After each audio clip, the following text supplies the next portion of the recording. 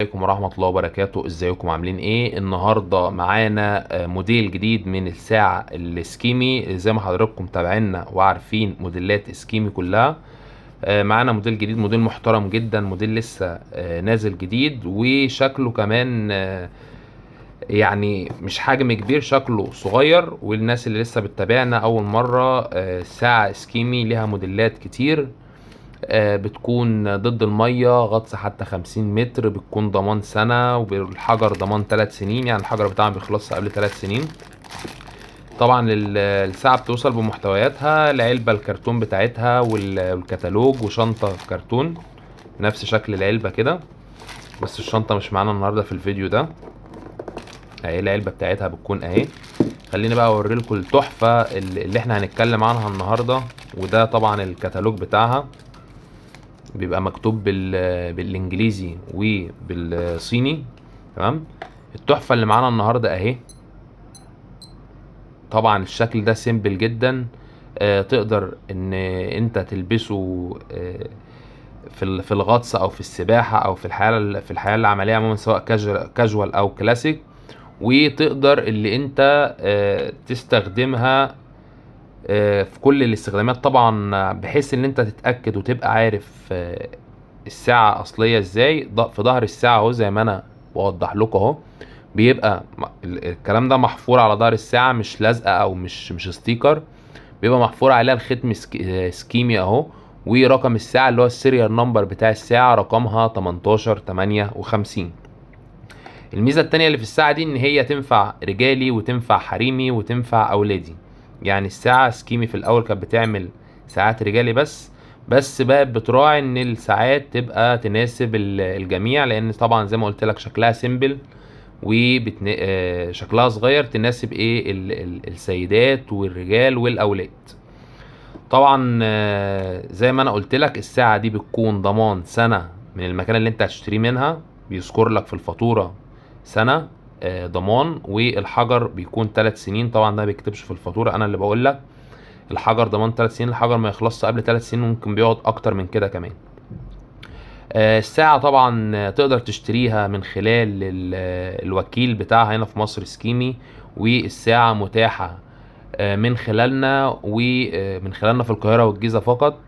وتقدر تشتريها من على المنصات التجارة الإلكترونية في مصر، سواء أمازون أو نون أو جوميا. طيب خلينا نخش في تفاصيل الساعة طبعا زي ما احنا شايفين اهي. انا عايز اظبط الساعة، بحيث برضو الناس اللي هتجيبها مش هتعرف تظبطها. في زرارين من اليمين وفي زرارين من الشمال. انا دلوقتي هبتدي اظبط الساعة. هدوس دوسة طويلة على الزرار اللي من اليمين تحت اهو،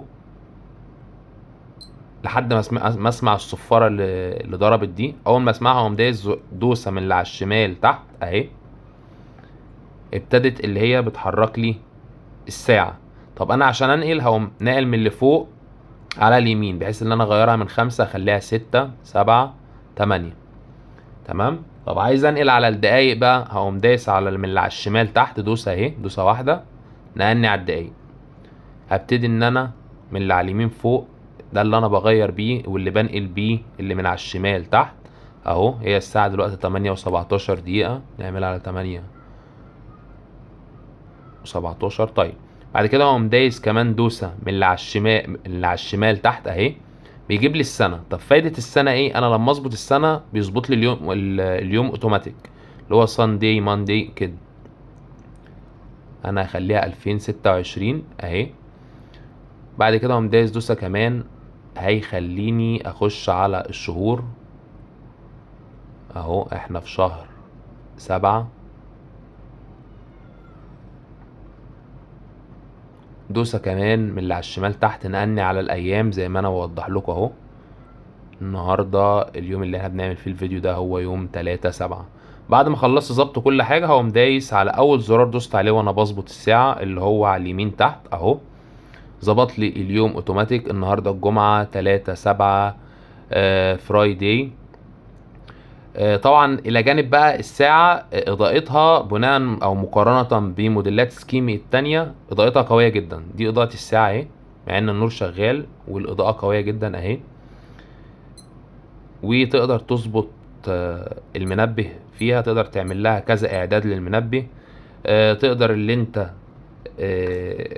يعني باختصار انا مش عايز اطول عليكم في الفيديو، بس فعلا الساعة دي محترمة جدا وعملية جدا وشكلها حلو قوي في الايد. طبعا الناس اللي مش متابعانا ما تنسوش تعملوا لايك واشتراك في القناة. طبعا موديلات سكيمي احنا عاملين على اغلب موديلات سكيمي ريفيوهات وعاملين عليها الشرح الكامل بتاعها. انا النهارده مش بعمل فيديوهات لساعات غير سكيمي، لان موديل سكيمي زي ما انتم شايفين انا في ايدي اهو سكيمي 1251 مجربها.